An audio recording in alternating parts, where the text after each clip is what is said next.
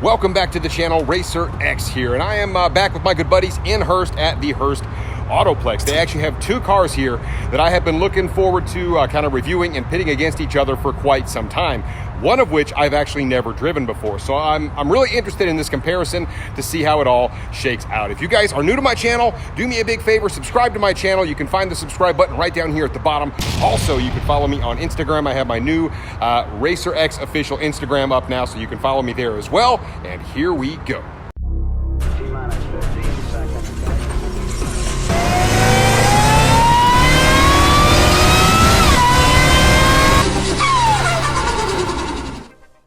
So as you can see behind me, that is the C8 Corvette. Yes, mid-engine, very first mid-engine Corvette ever made. An absolutely beautiful specimen and kind of the pinnacle of American engineering up to this point in terms of just what sports cars can do. This thing punches way above its weight. I've driven them before and it is fantastic. Now, right over here, we've got quite the contender. That is the Porsche 911. This thing is one of the finest European sports cars that you can get. It's been around forever.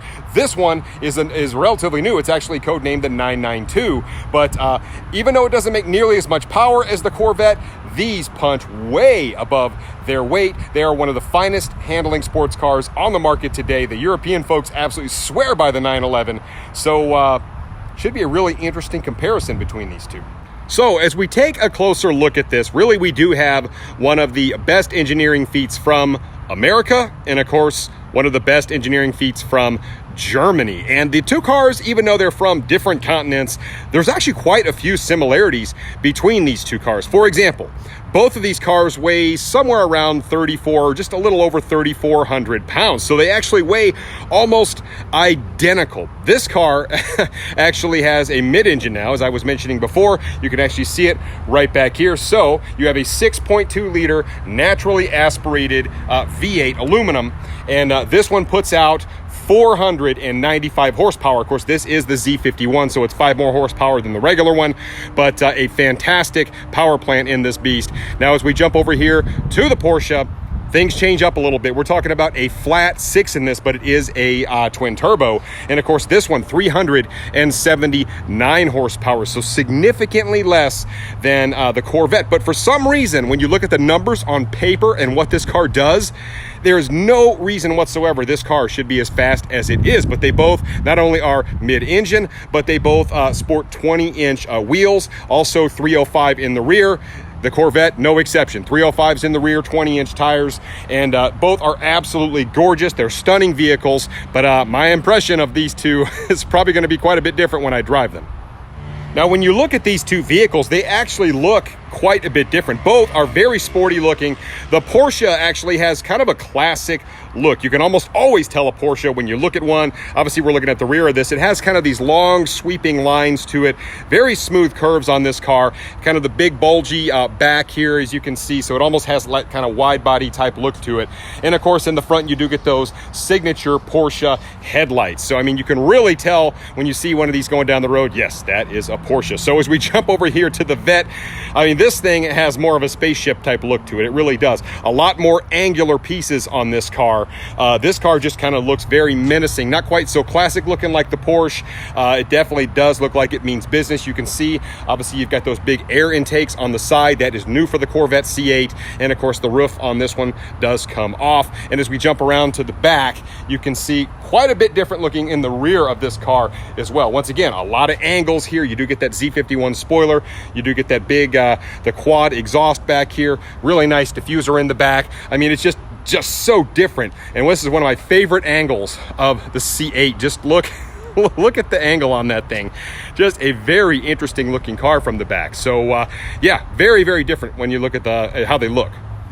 So the trunks on these two cars, or frunks as I like to call them, actually are very similar in terms of space. Kind of expected that, but you can see, I think the Corvettes might be just a little bit deeper, but it doesn't seem like it goes back quite as far, but they're very similar in size. As you can see, there is the one for the Porsche. So definitely a little spot to keep a few goodies, but not a lot there. Now, as you open the engine area on the Porsche, this is this is what happens. This little bitty hatch kind of comes up, and then you get a look at basically the cooling fans and a couple of places where, of course, you can do the engine oil, things like that, but really just fluid changing. But you don't really get a good look at the engine in this vehicle. Quite the opposite in the Corvette, though. Now, on the convertible, little different story. The engine is not nearly as accessible, but on the coupe, you can see this one has a secondary trunk in the back, which I really do like. You could literally put golf clubs back here if you really wanted to. And then, of course, there's the engine, a little bit dirty here, but this actually has the optional carbon fiber pieces on it as well with the red dress-up kit. But that is that 6.2 liter naturally aspirated all aluminum V8, putting almost 500 horsepower out, sitting right behind your head. And of course, you do get kind of that glass firewall, if you will, there. So a little bit different story. Now, the Porsche actually does have a back seat in it, if you can believe that. So we'll open the door here and I'll show you that the Corvette, of course, is a legitimate two-seater, but there really is a back seat back here. It is incredibly hard to see, and it is extremely small. It actually makes a Mustang's back seat look big, but it's there. So there's that to be said. One other feature I do really like about the Corvette is the fact that that roof comes off, and then it has this little area back here where it actually snaps into place and it holds it quite securely. So you kind of get a little better than, say, a T-top would be, almost like a convertible type feel in this car with each and every coupe. So another nice little feature of the Vette.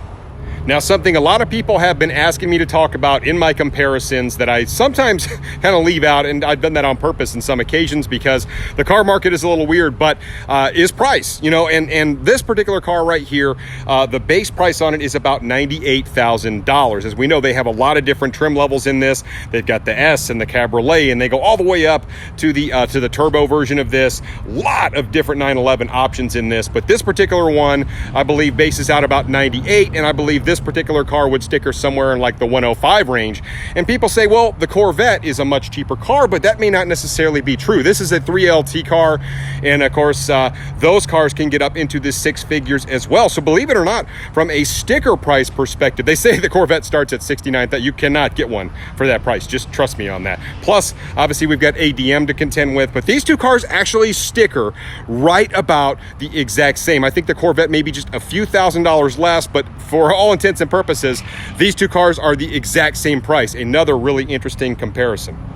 These two vehicles actually have an interior that is just extremely different when you really get to looking at both of them. So obviously, as we start to look at the Porsche, you can see, I mean, the seats are quite nice in here. You do have leather appointed seats, obviously, in a car this expensive, you would expect that. But we do have kind of a low slung dash here. You can see kind of a smaller steering wheel here. The gauges really aren't recessed back in, although there are some really nice digital features to this particular dash. You actually start the car over here and twist, something else that is a little bit different from Porsche. You can see kind of that center stalk there. That's how obviously you get the car into gear, reverse, all that good stuff. Just a little bit different there. A nice central infotainment screen right up here, which I will show you here momentarily. But yeah, I mean, you're pretty close to your passenger over there. Almost more of a minimalistic type feel in the Porsche. It doesn't feel like it has a ton of bells and whistles, but very purpose built. But as we jump over here to the Corvette, you can see this, it's just an entirely different game altogether. Look how tall the center section is, the center console on the Corvette. As you can see, this has a much more, the other one's more neutral. This is a more driver-centric kind of cockpit, if you will, but a very, very nice central infotainment screen. Even the steering wheel is quite different in this. You can see these seats are more bolstered. Like I said, this has more of a cockpit type look and feel to it. You can see the gear selector up here. Your climate controls run all the way up this thing, which kind of comes down at a hard angle. Even the cup holders are in a completely different spot. You do get a phone charger all the way back here, which is a little bit kind of strange to me, but you can see the dash on this. The gauges are actually recessed in quite a bit, so it has almost more of like a 3D type feel. A lot more angles in this thing than in the Porsche, so an interesting comparison. One other quick item of note, when you look at the brakes on the Porsche, you can see pretty substantial brake setup here. It's got drilled rotors, and of course it's got fairly sizable calipers here. They're great, a little bit harder to see, but really nice braking system on the Porsche. And as we look over here at the Corvette, you can see this one does say Z51 on it. Of course, this does not have the drilled or even slotted rotors. And then of course the caliper on this maybe looks just a little bit smaller than on the Porsche. So maybe something to consider there. Here is the driving position in the Porsche 911 992, and as you can see, the gauges are quite nice in this particular vehicle. Of course, you got the telltale Porsche right here in the middle of the steering wheel. As we look at the doors, you've kind of got everything where you would expect to be. Of course, you've got your handle here, your controls, your door controls there, of course, your window controls down here. And as we look over here at the center section, it actually really has a nice long central infotainment screen. It actually goes clear over to here. And then, of course, you can select your drive modes right here. You got your gear selector, of course, reverse park, all that good stuff down here. Climate controls, all right here. AC seems to work quite nice in this, thank goodness, because it's really hot out here today. And of course, as you look down here, you do get your heated seats and things like that, and you can control this beautiful sunroof, which is right above me here. So we'll just look up there, and of course, you are sitting nice and close to your passenger over here, but nicely appointed. As I mentioned, not a ton of crazy bells and whistles in the Porsche, but a nice place to do business indeed. So now that I'm actually aboard the Porsche 911, yeah, it is. It's a nice place to sit. It feels fairly nicely appointed. I do have great visibility in the car. I mean, like I said, I've got this nice big sunroof here, so it provides nice kind of light in here. And then, of course, I can see out the back fairly well. And when I was looking at the car initially, I was like, I don't know if I can see all that well, but I can actually see quite well out of the back of this. One thing I did notice, this is kind of off the wall, but like there's literally only one cup holder right here in the center. And there's none, as far as I can tell, anywhere else. Just kind of one of those weird things. So I guess you have to fight your passenger to, I don't know if you arm wrestle over the cup holder to see who has to hold their drink permanently or what. Just one of those weird little things that I noticed. But let's go ahead and take it down the road and see how it drives. So now that I'm getting to actually drive this car for just a few miles, I can already tell that this particular one, I mean, this thing, 379 horsepower is what they say this thing makes. Now, I know on good authority that they heavily underrate their cars. Matter of fact, their cars actually make more at the wheel than a lot of times they're rated at, and the 911 is no exception. So everybody wonders why these cars are so fast, and how can a car that makes 379 horsepower, which is not like, just an insignificant amount, but by today's standards, in the 800 horsepower, Hellcat and all the different crazy stuff that's out there, it just doesn't really seem like much. But when you go to push the gas pedal down on this thing, it makes no bones about it. The car feels legitimately quick. Now, Porsche, as I mentioned, they have so many different trim levels in the 911. As they've got the convertible version, and then of course they've got the S, which has more power than this particular one does. And really, it's just in the calibration because, as I mentioned, they are flat six twin turbos. So with just like a downpipe and a tune and some of the other stuff you could do aftermarket to these, they're really, really fast. But people wonder, how can a car that makes less than 400 horsepower throw down the numbers that this car throws down? It's really mind-boggling. And one of the best things about the 911 isn't necessarily just its straight line speed, but it's also the way that the car handles. And you can feel just how balanced this particular car is. I mean, it just is so quick to turn in, and it's just very reactive. It's almost like I just think about it and the car does what I'm asking it to do. So here I am at a little stop sign. I just want to see how the car gets off the line here. Really well.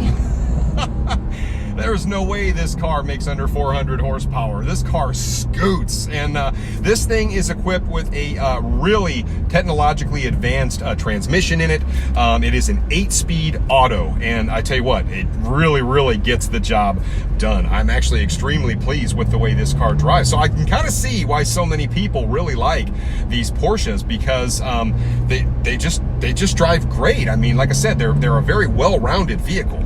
It just doesn't want, it just doesn't want to spin. It's like you're coming off of the light and the car really does hold onto the ground quite nicely. I mean, it doesn't have an overwhelming amount of torque. It's not like one of these cars that has 800 pound-feet of torque at 3,000 RPM or anything. But that allows this car to just grab the road, and you feel so in control. And then as I go around these little corners, just look at this thing scoot. I mean, it doesn't feel like it's something you would go out and run a 10-second quarter mile in, but it just feels so planted to the road. It's a very, very satisfying car to drive. Now, while the turbos aren't really loud, I can hear them back there. I mean, they're just kind of doing their thing in here, but there is no turbo lag whatsoever with these. I know they're not big turbos, no lag. I mean, it just goes. I mean, and it almost feels like kind of driving a rubber band a little bit. I mean, you can really feel the car let up when you let off the gas pedal, and it is very quick to respond the minute you get on the throttle, which, like I said, makes the car fun to drive. Oh yeah. I really do like this. So I hate to say it, but Porsche was kind of lying to us with their numbers, because I mean, when you just think about it, 0 to 60 in 3.8 seconds. Like I said, they claim this thing makes under 400 horsepower, 3.2 on the S version. It's really impressive. And 182 miles an hour, even in this version, which is more of the base version. It just punches so astronomically far above its weight, it's not even funny. And so if you're cruising around, say, in your Scat Pack or Camaro SS, and you see a 911, even if it's just 911, and it's one of these newer ones like this, I mean, just be careful, because these things are legitimately quick. They literally don't play around. I mean, just listen to it. Look how responsive it is. Jeez. Yeah. I mean, you would have absolutely your hands full with one of these guys. So my final thoughts on the Porsche 911. Super balanced, a very, very comfortable car to drive in. You can see out of it well. Very neutral driving experience in it. You could literally get in this and comfortably drive a really long way, and look really nice. And like I said, it has more of a classic look to it. So yeah, it is a very nice vehicle indeed. So I know that these things have almost a cult-like following, especially over in Europe. But I can kind of see why. It's just a really nice car. Now here is the interior on the C8 Corvette. As you can see, quite a different place to sit indeed. You really feel kind of segmented away from your passenger. They're probably equally as close, maybe not quite, but definitely a different place to sit indeed. I absolutely love the infotainment screen in this. This one feels a little bit more busy, more of a cockpit type feel, as I mentioned. Beautiful gauges in here. Everything's digital, really. As of course you do get the Corvette logo here as opposed to the Porsche. And of course, really nice big paddles. The paddles in this are huge. On the Porsche, they're actually quite small. And of course, you do get a flat bottom and flat top on the steering wheel here. You get your window and door controls over here. Once again, you do get that stainless kind of finish on this, which I actually kind of like. And just a really nice place to sit and do business. You got your gear selector right here. Of course, you know, you park, drive, reverse, all that good stuff here. You do get two cup holders in this particular car, so a little bit of a difference. And the vents in this car are actually quite weird. You can see they're pretty small, but they actually put out a good volume of air, and they actually have a vent right under the infotainment screen as well. So actually you can see out of this quite nicely. As you can see on the backup camera here, or I'm sorry, that's not the backup camera, just the rear view mirror, it actually gives you a camera right there, which is one of the options you get, which I actually really love. So a lot of technology packed into this Corvette. Another thing I actually really like about the Corvette and this beautiful digital dash is the fact that when you change your drive modes over, as you can see, everything really kind of changes. And even over here, you can see you get some different options there. A lot of configurability in this Corvette. And you can see we move over to track and things change again. I just really like that about this car. I love the configurability aspect of it. As some of you are well aware, I have always been a big fan of Corvettes. I've owned many of them, and I really do enjoy the way you drive. They do sit really nice and low. And of course, when you compare it to the Porsche, it makes for an interesting comparison. But I do want to talk really quick about the numbers, because that Porsche punches just incredibly above its weight. As I mentioned, it's just insane how quick that car is for a car that says it makes less than 400 horsepower. And of course, here we are on a car that makes, what, 120 more, but at the same time, this car also punches way above its weight. This car, GM claims this car will do 2.8 0 to 60 on the street, and I've seen video after video of cars, that have way more horsepower than this, and this thing just absolutely eats it alive on the street, because this car gets traction. It's got that 6.2 liter aluminum V8 sitting right back here behind my head, and what it does is it's pushing right down on those rear wheels, and it's allowing all that torque to go right to the road. So the car really just goes, and that's a really neat feature of this car. So the Porsche has all of that heritage behind it, and the Corvette, this is kind of a new stab for GM at a mid-engine vehicle. Maybe it's just not something that they're really, it's not a refined thing. It's not something they've been working on for umpteen decades like Porsche has. But I have to admit, I feel like they did a really good job with the C8. It is a very fun car to drive. When you talk about a responsive feel, I mean, the car just on turn-in and stuff, it feels a lot like the Porsche does. And the Porsche is world-renowned for its handling capabilities. But this car really does handle quite nicely. So I want to come up here to a stop, and I just want to kind of get off the line a little bit. I do have the car in sport mode right now, just to kind of see how it does. All right, so I'm going to come up here to a complete stop. We will see how the Corvette does off the line. Oh, little wheel spin. Oh my gosh, we are out. Woo-hoo-hoo. This thing moves. It's just, I did get a little bit of wheel spin on that, but man, you know, to tell somebody that this thing has less than 500 horsepower, they would just, I mean, anybody sitting over in that seat would say, man, there is no way, you are absolutely lying. But the dyno proves it. It's just the way it puts the power down. I tell people that all the time. It's all about how the car puts the power down. And man, this C8 really does put the power down nicely. I will freely admit the driving experience in these two cars is, well, while both cars are absolutely fantastic, it is quite a bit different. The windshield on this is a lot more angular. Everything on this car is a lot more angular. Like I said, the Porsche has that really kind of classic look and feel to it, and it is just a really fun, well-balanced car. This particular one, yeah, I mean, it feels like you're driving a spaceship, essentially. I mean, you've got everything just kind of pointed right at you here at the tip of your fingers, and there's something about that I just really like. But me, like I said, I've always been a kind of a fan of the cockpit type feel, and something I think GM did a great job with. And I did make reference to just how good that transmission is in the Porsche, but I have to admit, this dual clutch transmission, also an 8-speed in the Corvette, is also really, really good. I mean, it's obviously, it's something that makes this car what it is in terms of just how the power comes on in the car, the way it's able to kind of grab the road and continue to accelerate. They did a fantastic job with the design of the transmission in this one as well, especially considering, like I said, it's a relatively new thing for GM to do. Yes. Yeah, these cars are such rewarding cars to drive. I mean, man, they turn in so quick. Both the Porsche and the Corvette, being mid-engine, they're just so different than driving something with the engine sitting out in front of you, because the car feels so poised, and it just gives you just a ton of confidence when you're scooting around into things. Not only when you hit it that it's going to stay planted, but just the way it handles curves is entirely different. It's just very satisfying.